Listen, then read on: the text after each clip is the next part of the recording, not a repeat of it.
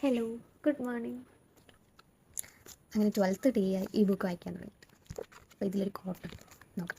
Gratitude is riches, complaint is poverty. നമ്മളെപ്പോഴും നമ്മുടെ ലൈഫിൽ ഇല്ലാത്തതിനെക്കുറിച്ച് മാത്രമേ കംപ്ലൈൻറ്റ് ചെയ്യത്തുള്ളൂ. ഉള്ളതിനെക്കുറിച്ച് അപ്രിഷ്യേറ്റ് ചെയ്യത്തില്ല. നമ്മളതിന് ഗ്രേറ്റ്ഫുള്ളായിട്ട് ഇരിക്കത്തില്ല. ഒരു താങ്ക് യു പോലും ചിലപ്പോൾ പറയത്തില്ല. ഇപ്പോൾ കയ്യിലുള്ളത് എന്താണോ അതിനെ വാല്യൂ ചെയ്യുക, അതിനെ അപ്രിഷ്യേറ്റ് ചെയ്യുക, താങ്ക് യു പറയുക.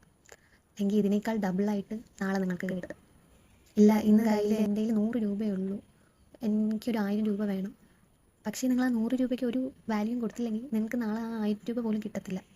സോ ഇന്നിപ്പോൾ നിങ്ങൾ കൈ വെച്ചിരിക്കുന്ന ആ 100 രൂപയ്ക്ക് ഭയങ്കരമായിട്ടൊന്ന് താങ്ക് യു പറഞ്ഞു നോക്കി.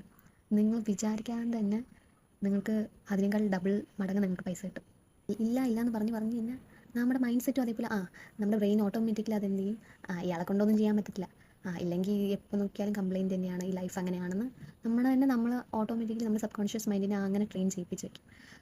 ബട്ട് അതിൽ നിന്ന് മാറ്റി നമ്മുടെ കയ്യിൽ ഉള്ളതിനെ നമ്മൾ അപ്രിഷ്യേറ്റ് ചെയ്ത് അത് വെച്ച് എന്തെങ്കിലും ചെയ്യാൻ പറ്റുമോ, ഉള്ള കാര്യം കൊണ്ട് നമ്മൾ വാല്യൂ ചെയ്ത് എന്തെങ്കിലും മാറ്റാൻ പറ്റുമോ എന്ന് നോക്കാം. ഉറപ്പായിട്ടും ഉറപ്പായിട്ടും നിങ്ങൾക്ക് തന്നെ ഒരു ചേഞ്ച് ഉണ്ടാവും. ഒന്ന് ട്രൈ ചെയ്ത് നോക്കിയാൽ.